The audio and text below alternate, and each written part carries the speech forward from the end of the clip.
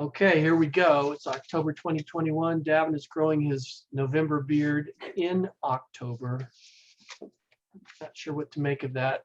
Overachieving. Overachieving. You'll note that I voted on here still, just because I want to just always promote voting. I voted 2 or 3 days ago, actually, and I'll probably, emblazon, I'll probably knit it into here somewhere. So we have 3 haikus. We're ready to talk, I think, and we're going to go first with Dr. Davin Jules Card-Shellman. And so I'm going to share screens. So I had to ask my wife to make sure I had colors right, but I think these are maybe October colors, maybe red and gold, perhaps? Sure, yes. Mm-hmm. You did well. Okay, well, I had to ask her. Okay, Davin will read and then we'll respond. Everlasting way, it searches us and leads us. Do not be afraid. Mm-hmm. Look at that picture. I loved the picture. I imagine it being Wyoming somewhere. Mm-hmm. Yeah, look at that. Whoops, that's not what I want to do, is it? No, that's not what I want to do. I want to unshare. And I don't do my high bun. You guys do yours Yes. first. I Yes. do mine last. Do you want me to go? I can go. Yeah, I'm just trying to make sure what I have on the screen here. Can you see me? Yep. You can stop sharing if you want. That's what I need to do. Stop sharing. Yeah. Thank you. I'm a digital immigrant. We all are. All right, Okay. This is my response. Immediately, I was struck by the word it. Everlasting way seems like an idea or a concept. Just as I was wrapping my mind around these 2 words, it became something more personal, more intimate. It is searching and leading, like the widow searching for the coin, or the shepherd searching for the one lost sheep, or a parent searching for a lost child. Searching is a powerful word. It speaks of yearning, love, concern, and care. Searching happens when there is a relationship. Leading to is a word of relationship. We follow those who we admire, who we know care for us. These 17 syllables take us on a journey, everlasting, a huge, infinite idea, through relationship to the very personal final words, do not be afraid.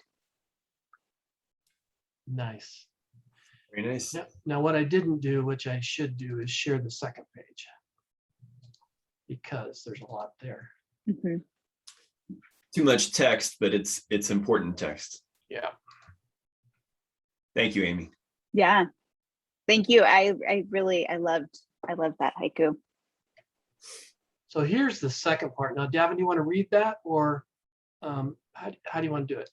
I think it's fine just for Psalm 139 and Psalm 1 just to be there. They were the inspiration.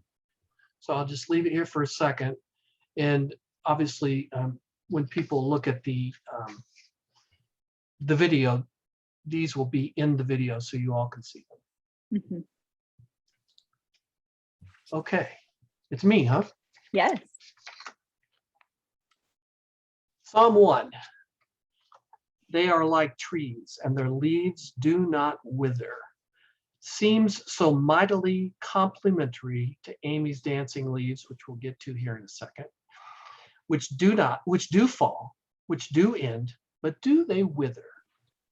The author doesn't tell us. What is the everlasting way? Is it the everlasting cycle of the seasons of life and death and joy and suffering, or is it that, but more? Is it, as the haiku suggests, something that finds us, which is so different than us seeking it? Mm-hmm. Like a parent or a teacher, the way takes our hand and protects us, takes our soul, and opens and enlightens us and lights the opaque path that now stretches before us. The Psalms, which we just talked about, give us the clue that the way is not left, right, forward, backward, up, or down, but rather a being, a way of life, a manner of living, which, to quote Psalm 1, is the way of the righteous. And Psalm 139 lights the path, acknowledging that the everlasting way is the Lord, who is the searcher of our hearts, who leads us to and onto the path, and who, open quote, holds me fast, close quote, so there's no reason to be afraid. Mm. Is there now really anything to fear? Hmm. Nice. Beautiful. That was a lot. I mean, there's a lot to that. The haiku and the Psalms. So Yeah, a lot in the Psalms, and both of you are bringing it together so nicely. So thank you. All right, my turn. In general, I study one psalm a week. So every morning, that psalm is one of the first things on my lips and in my brain. Over the years, certain psalms stand out to me. In fact, it's likely that they've come through in these haiku over the years as well. I'm not a biblical scholar, but Psalms 139 and 1 share a lot and reinforce each other in important ways, changing how I see the world. One common element is the everlasting way. The everlasting way presents both a literal and a figurative path for life. Long before Aerosmith, long before Run DMC, the psalmist was telling us to walk this way. Follow this path, not that one, if you desire a happy and full life. One psalm emphatically explores the omnipresence and omniscience of God, not simply in the world, but in each of our lives, each of us. God literally searches us and knows us. And if the everlasting way is to have any meaning in our lives, like any healthy relationship, we need to reciprocate. The other psalm reminds us that choices grounded in the good things of God have tangible results. So the everlasting way is not only like a footpath through the wilderness, it is also a presence, a metaphysical guide to the universal Christ, something like a Richard Rohr would talk about. Driving through parts of the West, and I'm thinking in my mind of southwestern Wyoming, but it's true of many spots, you see a vast expanse of aridity, sagebrush, fencing, gorgeous brown, yellow, and orange land formations on the horizon, but nothing green, no trees, no grass. Greenness requires water. In that part of the world, green means water, the elixir of life. I think of these Psalms every time I'm in that part of the world. And so now the fear. An honest, humble attempt at the everlasting way is a fearsome thing, I think. It's scary to even admit that something like an everlasting way even exists. October 22nd is the feast of Pope St. John Paul II. And it reminded me this week of his powerful words. Do not be afraid. Do not lose heart. The steeper the road, the faster it rises towards ever wider horizons. Do not be afraid of the everlasting way. A little bit long, sorry, but No, it's so hope- beautiful. you got two Psalms and all that in there. There's a lot to fit in. that was powerful. Mhm. That was powerful imagery and it's powerful words. And Davin gave me a book to read the Psalms with. And so I still haven't I started with getting the Psalms into my daily routine. You know, Davin's my role model, you know, to get it into, but I stopped after a while because I was spending so much time on each one writing that I finally gave up and need to find a more efficient way because you know, the Psalms are so big in monasteries, like the Benedictine monasteries, right? It's good to immerse in the Psalms. And I think really anytime you get a chance to quote Aerosmith or Run DMC, it's a hallmark of depth, I think. I'm very superficial. I have no idea what Run DMC is. Is it a band? Is it a haiku? What is it? 80s rap group. See, when I was thinking Run DMC, I was thinking, you know, what's that old British troupe, Monty Python, walk like this, or whatever that is. Yeah, Amy was Well, thank you both for your interpretation of the haiku. It was great. So beautiful. Yeah. It was thought provoking, which these things, you know, tend to be. So I think it's time for Amy. We decided, did we not? Yes. Look at that, and look at the picture there too. It's beautiful. You all see it? Yeah. Mm-hmm. So here's Amy's haiku. I don't know why do you all see? There we go.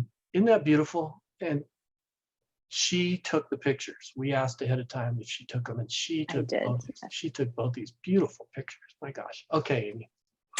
All right. So my haiku this month was leaf dancing downward, unfurled, swayed, caught sun, gave shade, a joyful ending. And it was inspired by this quote from Della Owens. Autumn leaves don't fall, they fly. They take their time and wander on this, their only chance to soar. I love that quote. And aren't these just beautiful pictures? I mean, Thank I you. just think Amy, and I'm colorblind, and I can still see it. How's that? But it's real art. I mean, the colors come together really, really nicely. Yeah, I asked her if a professional photographer took it. Good. It's like a good pair of socks. Pulls the whole outfit together. That's right. That's right. All right. These fit the season. Who would have thought that I would put my socks up on a haiku narrative? Didn't see that one coming. I didn't. Yeah. I'll be honest. I'm not really surprised. I have not been drinking. Okay, Davin, you want to go first or second? You choose. I'll go first. Okay. It's easy to think of climbing as the only road to success, higher and higher, until our reach is well beyond our grasp. But leaves are made to fall, to drop. It's a common image of failure, the fall from grace, how the mighty have fallen. But for the leaf, the fall is a fulfillment. Like the giving tree, that amazing Shel Silverstein story, the leaf offers itself in a final act of generosity, a joyful ending, as Amy tells us. Leaves fall differently too, depending on the tree. Exotic dances, emerging as the wind pushes and pulls at the angles and edges of these life-giving, sun-capturing canopies. It's good to find hope, not just during these painful, Zoom-filled pandemic days, but in all days, find hope. I think it's particularly hopeful to see the joy in falling leaves. Landing safely on the ground, leaves continue nourishing and providing, becoming the most humble of humuses. It's not just a metaphor. We'll all be there someday. So perhaps we should live like we're dying, not in the desperate YOLO, you only live once sense, but to live like the leaf and revel in the fall, the meekness, the humility of human frailty, and the gifts we provide for others in the process. Keep death daily before your eyes, the Benedictines remind us. Finding the hope in that is a key. We're all fallen. Let's dance anyway. So beautiful. You should have been a minister. I swear. Haiku makes it work. Great stuff. I love the visual of the haiku, but the visual of your words. Your words were so beautiful. Okay. I love the image of dancing leaves and the language Amy uses.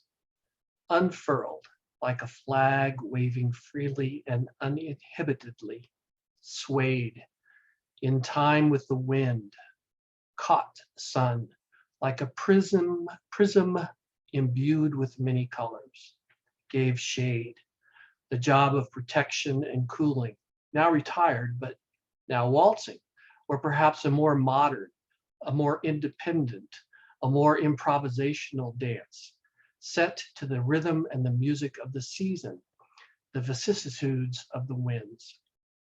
The joyful ending, when trees take their boughs and leaves are colorful bouquets tossed randomly upon the earthen stage. A patchwork of reds and greens and golds and purples and oranges and browns is surely just a bridge to the next act, not simply the curtain call, not the finale. Come spring, new dancers will step out, resting their tiny toes on hardwood or soft, their costumes green and yellow, ready for their debut. Oh, beautiful. I love it. I love it. All right, this is mine.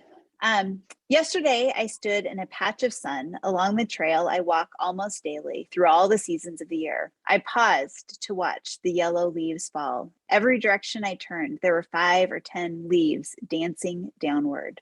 Their final hurrah lasted just a few seconds on this, their last chance to soar, before they offer shelter for bugs, decompose, and become nourishment for the trees they just left. Watching the leaves through the lens of their only chance to soar, the common path became a sanctuary, a golden cathedral, holy ground. I witnessed their dance. I bowed to their life. Early last spring, there were buds that reminded us that winter doesn't last, and almost suddenly the bare trees were covered in leaves, which provided shelter and music for the hot, smoky summer months. And just as suddenly, leaves one by one in a gentle but slightly gusty wind waved their last wave. Indeed, a joyful ending. Wow. So, Amy, remind me, it wasn't too long ago in one of our discussions, you talked about you bowed to a tree.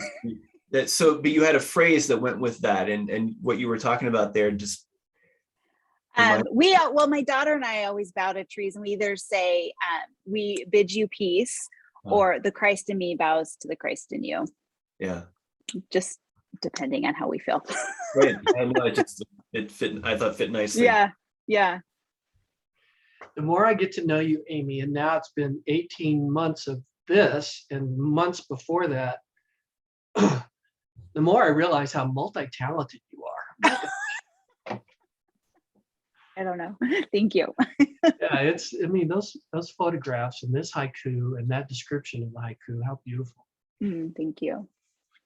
It's fun to have this opportunity to see with different eyes, right? Like, I wouldn't have spent as much time considering the leaves as I do when I'm thinking about it in these terms. It's really true. Framing the moment. Framing the moment. Okay. What's that called? Foreshadowing? Mm-hmm. Dropping little hints. What's that? Dropping little hints. Oh, dropping little hints. Okay, here's Michael's haiku. Look at that ugly old tree. It's a great picture. Okay. The estuary between root and soil overflows, nurturing the two.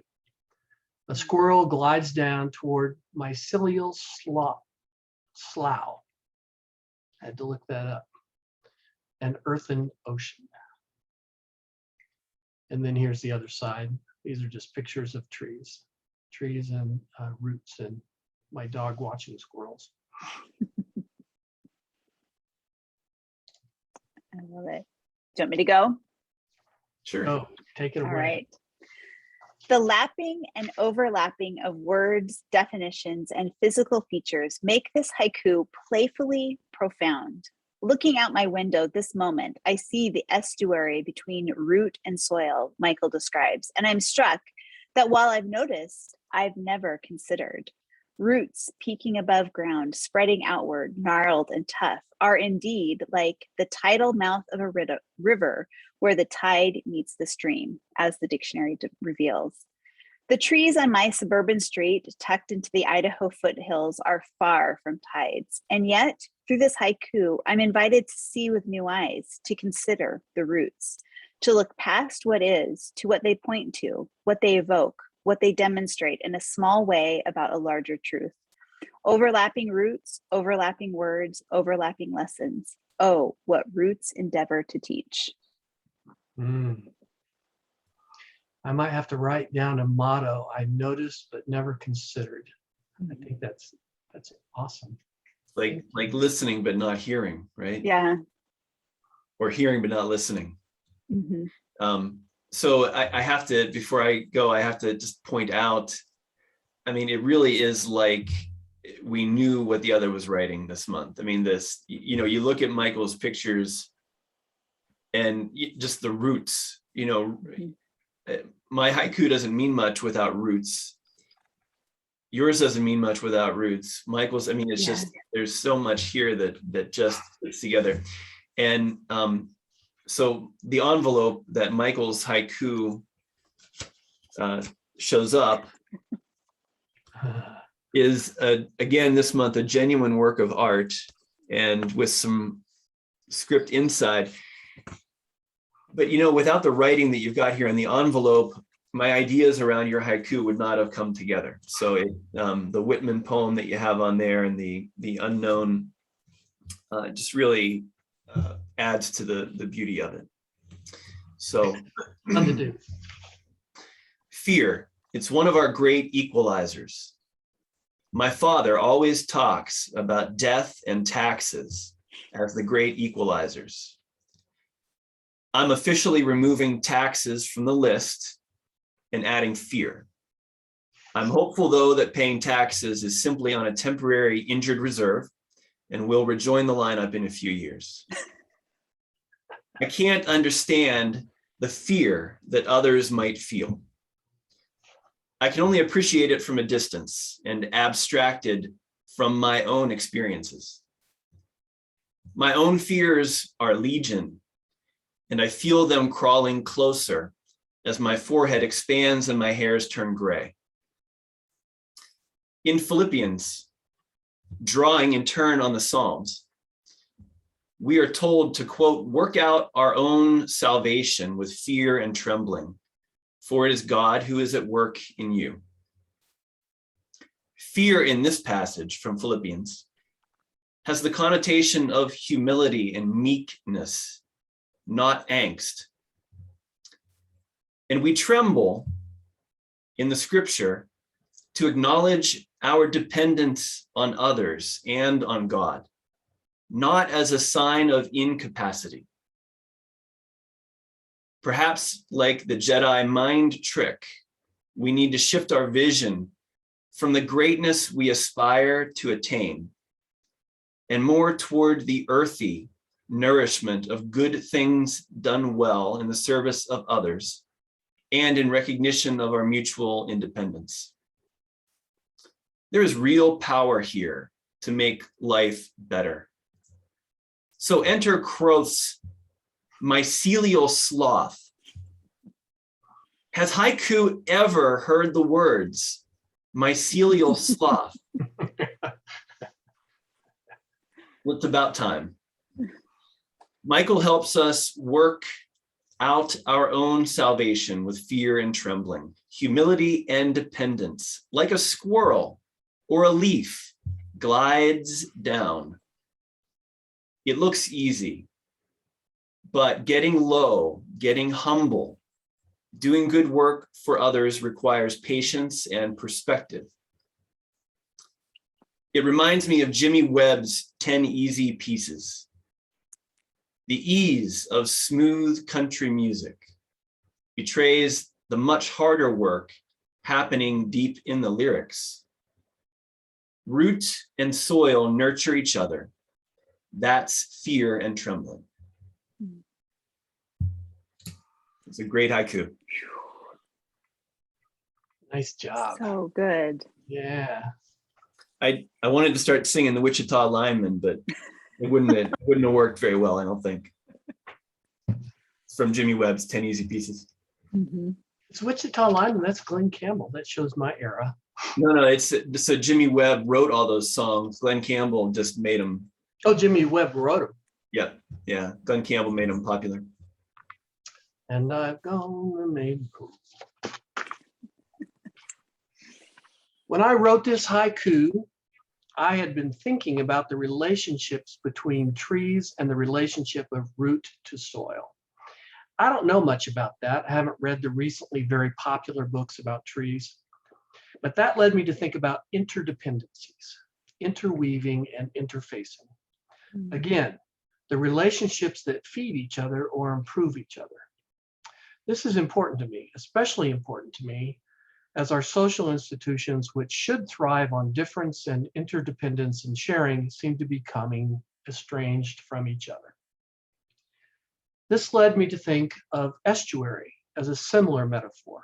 Estuary, or estuary, I'm not sure how to pronounce it, estuary, that place where fresh flowing water meets salty water, where streams and rivers run into vast seas, where the constant changing dynamic of tides and temperatures and the give and the take give rise to rich habitats.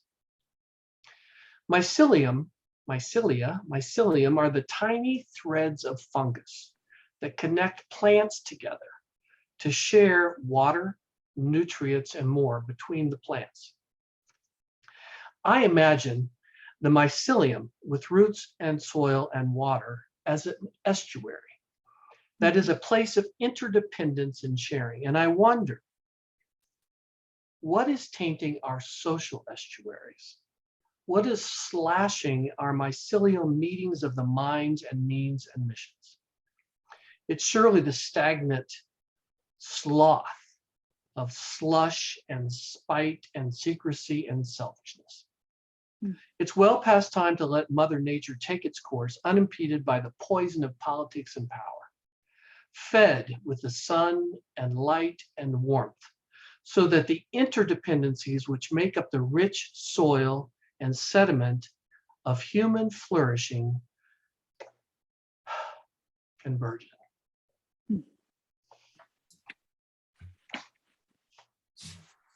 So good. Exactly. Yeah. It's just the right tone for right now. Mm-hmm. I feel so strongly about the interconnection, this interdependencies, and not just cutting those So when connections. your use of estuary, did you write it in the haiku first, or did you see the Whitman poem first? I wrote it in the haiku first, and then, as is my wont, when I'm thinking about sending these out, I'm always thinking, how can I make a picture, and then is there anything I could say about it? So then I found that quote with Whitman, which is about old age and the estuary spreading and enlarging. I can't remember it directly. And I just thought that was a perfect quote for that. Yeah, it is. And then there were the other ones about roots, which I like a lot as well. Yeah, absolutely. And Dolly Parton, right? Dolly Parton. Did you all get Dolly Parton quotes? Yes. Some folks got Dolly Parton quotes. Some folks got some other ones. Storms make trees take deeper roots. Thank Love it. For that. Well, I'm so grateful for both of you. Thank you. Oh, same. Thank you all. Until Noviembre, when I expect to see beards in full blossom. Not from you, Amy, unless you wish. I'm very open-minded about these matters. For sure, that would be bad on many levels. I withhold judgments on these matters. Okay, we'll see y'all later. All right.